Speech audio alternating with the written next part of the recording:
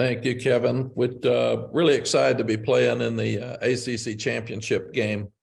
It's only the second time for us since divisions were established in 2012, 2015. We actually played Clemson, and Gene Chizik was our defensive coordinator, and Charlton Warren was our secondary coach at that time. But very, very proud of these guys. So they've done something that's only been done two times since we've had division. So proud of them. Also winning 9 games here is important because we haven't done that except one other time since 1997. So these guys have accomplished a lot, winning 6 games on the road, having a chance to play a great team like Clemson is something that is very, very important for us. When I got back, I wanted North Carolina football to be relevant again. And we've been to 4 straight bowls, one of those bowls being the Elite Orange Bowl, which we'd never been to, and then getting to the championship game to have a chance to play a national program like Clemson. Clemson's been the standard in the ACC for many years. When I was here before, it was Florida State. Florida State was in the national picture every year. I think Coach Bowden had 14 straight years of being in the top 4. So all the rest of us were second and below, and that's pretty much what Clemson's been. Last year it changed a little bit, but Dabo's done an amazing job of getting his team back this year and being the national picture. I looked at some things this morning because I went through a similar number of years at Texas that Dabo's gone through at Clemson now, and he's 160-30, 37 as the head coach at Clemson. Second winningest program since 2015 with 99 wins. He's won 2 national championships. They've appeared in the college football playoff 6 times, 7 seasons with at least 11 wins with a chance at an 8th, and 4 14 win seasons. Just absolutely unbelievable the success he's had. And like I said, all of us are trying to catch him. He's done an amazing job. He's a dear friend of mine. I like the way he does it. He does it with class, and can't wait to compete against him this weekend. It'll be a real fun challenge for our team.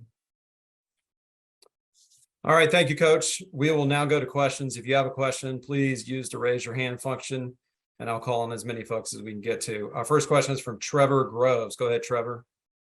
Hey, Coach. The last time you played Clemson, it was an epic game. 2019, Clemson was #1, riding the nation's longest win streak. You went for the 2-point conversion.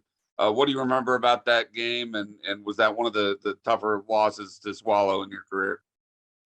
Yes, Trevor, I remember I was proud of our guys. That they hung in there and they had a chance to win till the end. A lot of people wondered why I went for 2. We were down 5 starters on defense, and Clemson was a whole lot better than we were. And they had one of the best quarterbacks to ever play the game. And there was still 1 minute and 19 seconds left. So that game wasn't near over. And I just wanted to put more pressure on them if we could get one up and make them try to get down for a field goal. But Clemson's won a lot of games, and they won a lot of those in the end. And we had our chance and just couldn't close it. Thank you, Coach. Good luck Saturday. Thank you, Trevor. Okay, our next question is from CL Brown. Go ahead, CL. Hey, Mac, I was just wondering how you go about hitting the reset button for the team after the losses coming into this game. Yeah, CL, I'm going to see you tomorrow at 11, so we're going to have to rehash all these questions. So you North Carolina guys, if we want to ask all of them today, what we'll do is just not have our press conference tomorrow.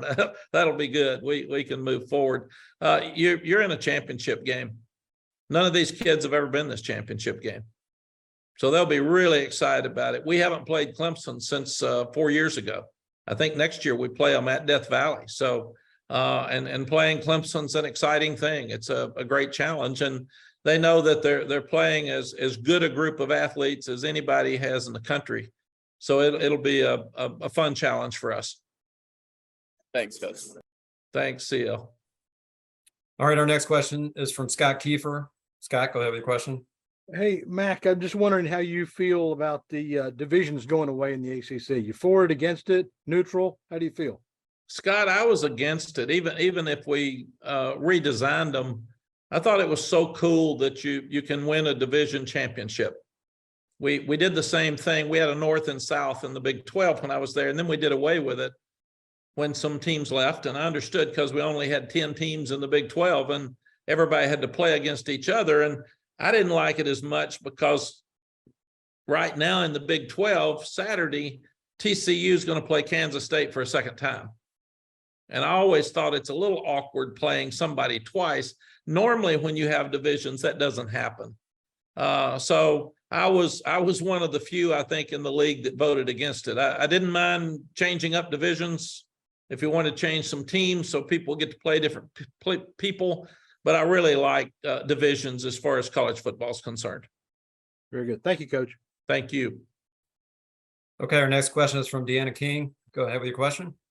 Hey, Coach, there's a lot of North Carolina kids on that Clemson roster.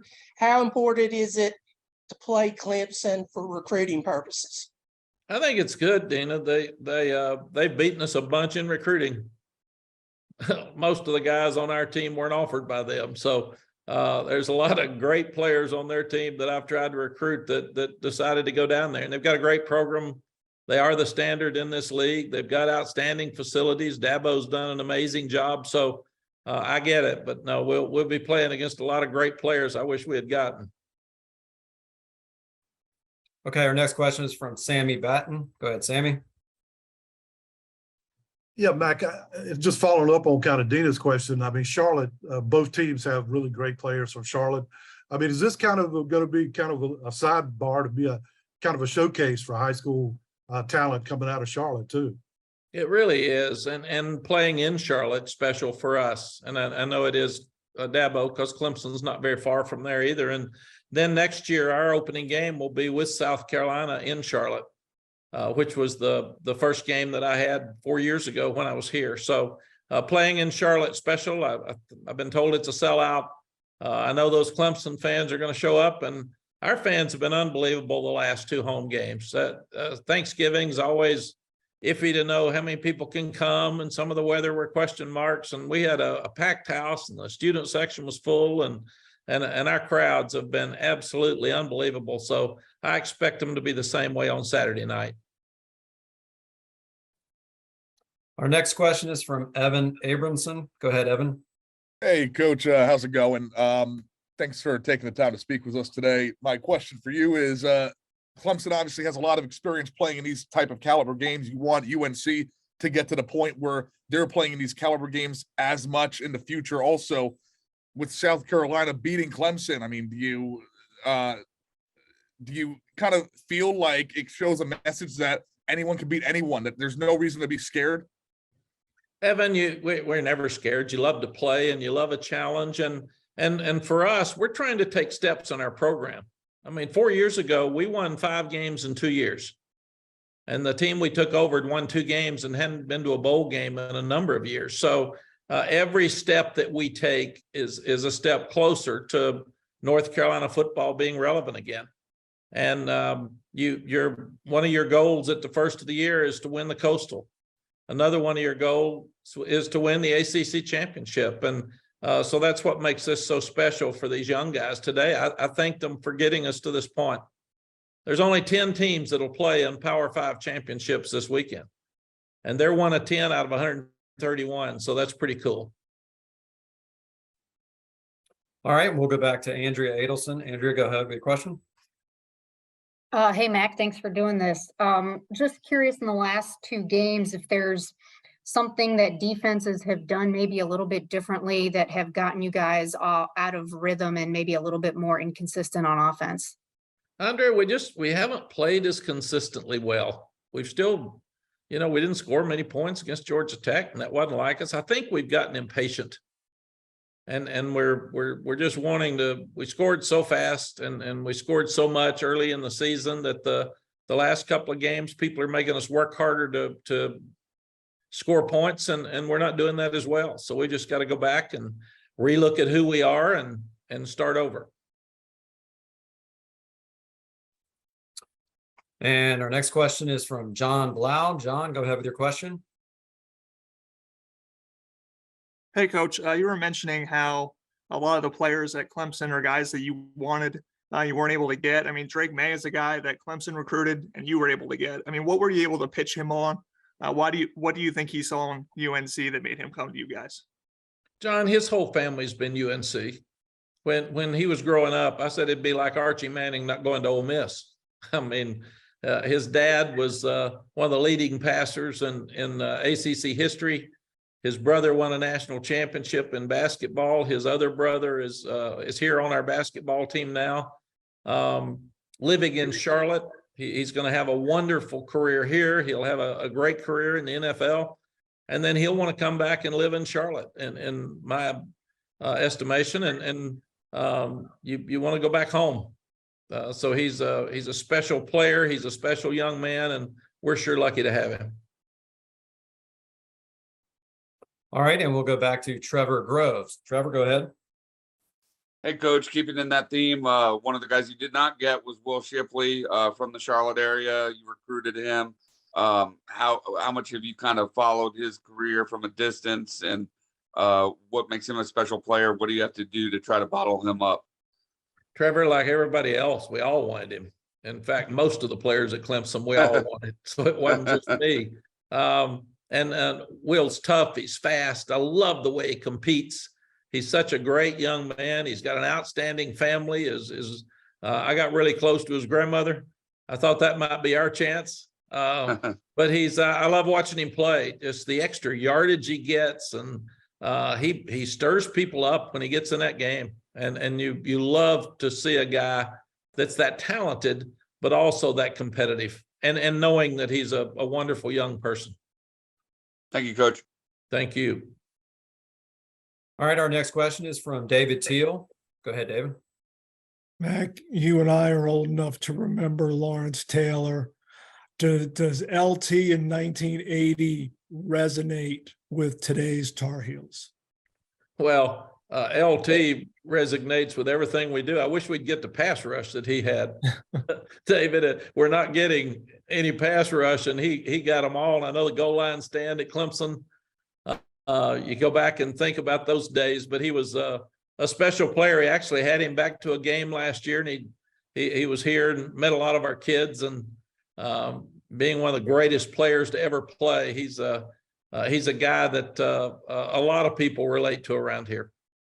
But does that 42-year drought, does that get mentioned in your locker room, and the opportunity that you have Saturday night to end it? David, it does, but it's something that we went from the bottom now. You win 3 games in 2 years, and I think 2 of those were Power 5 teams. We've had to start from the bottom and work our way up, and it's really interesting to watch our team. They just love to win, and everything's new for them. So these guys hadn't been to a bowl game. Then we went to a bowl game. Then we go to the Orange Bowl. Then last year was a disappointment. And now this year they found a way to win a lot of close games. And very honestly, David, we're about like everybody in the Coastal. All of our games except Pittsburgh came down to the last drive. And so that's kind of who we are. And they know that. And they know that Clemson's better than the teams that we've played. So they're going to have to play the best game that they've played to have a chance. Okay, our next question is from Anna Adams. Anna, go ahead. Hey, Coach, apologies if you already answered this after the game, but any injury update that you could provide? I think you had a couple of guys go out on Friday. Yeah, Anna, we just came back in today, but because it was a Friday game and we gave them off Saturday. So Jeremy Sharp will have, we got a lot of guys hurt during the game and ended up playing a really young secondary, the second half and fourth quarter. But Jeremy Sharp will have an update before our press conference tomorrow. But we really haven't. The trainers are looking at them and evaluating them today, and they'll give us a report tonight before we go to bed. Okay, our next question is from David Hale. David, go ahead. Hey, Mac, appreciate you doing this as always. You mentioned earlier that one of the reasons you came back to UNC was with the hopes of delivering a sense of national relevancy to the Tar Heels program again. This obviously being a big step towards that. How much does that equate into your plans for the future? Would winning an ACC title, would you say, hey, all right, I did it, let's go out on top? Or are you just kind of saying, I'm having fun doing this, I'm going to keep doing it, and sort of where meeting those goals is, where it doesn't matter to you in terms of that decision? David, they really, obviously they matter but it doesn't in regards to that decision at all. I like winning, losing stinks. I think everybody that lost yesterday, and there were a bunch of them that lost a whole lot of important things yesterday and Friday, would all tell you that it stinks. I just told our team, winning's fun. Thank you for the 9. The others stink. Just part of it. And let's just keep working to get better. But no, I want these kids to be happy. I want them to be learning and growing and having a better life after they get out of here. And that's really the reason that Sally and I came back. But we also want North Carolina football to be relevant again. Larry Fedora did a tremendous job here. He was, the last time we were in this game, he was the reason, and came down to an onside kick and had a chance to win it. But they struggled in the end. And I love this place. I love these fans and the administration, and got so many top boosters that are dear friends of mine for 30 years. So it's unlike most people that are coaching. I'm coaching to help the place and help these kids. And that's why I'm so proud of them, for this university and for these kids. A bunch of these kids were on that 2-10 football team because of the COVID year. We've still got a lot of kids that are fighting through that. So this is a really great opportunity for them to feel good about themselves. All right, we got a few more minutes. Reminder to use your raise your hand function. I know Sammy Batten, you had a follow up. You can go ahead.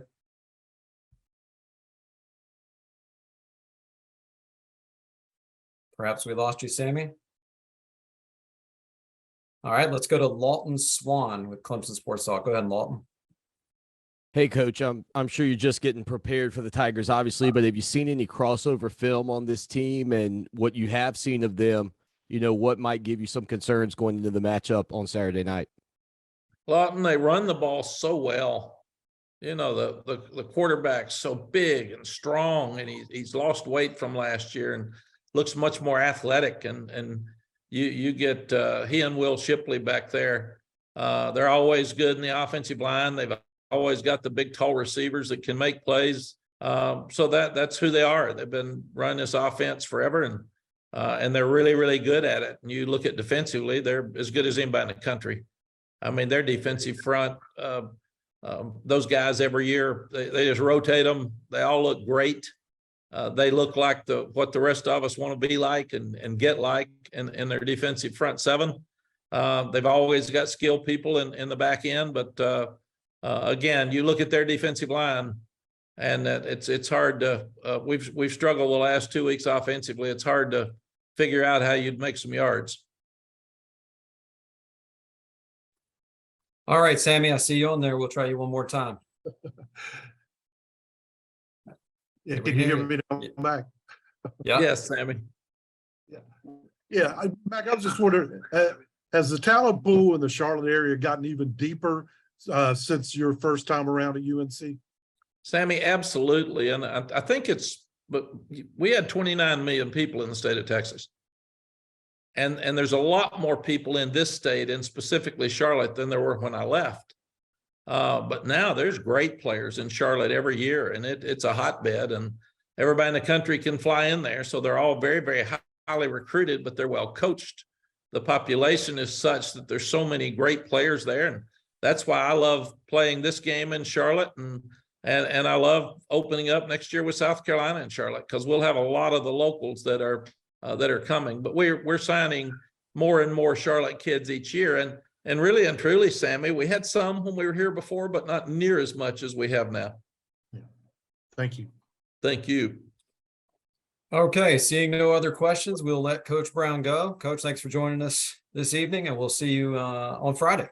Thank you, guys. Appreciate what you all do to follow college sports, and we'll see you on Friday.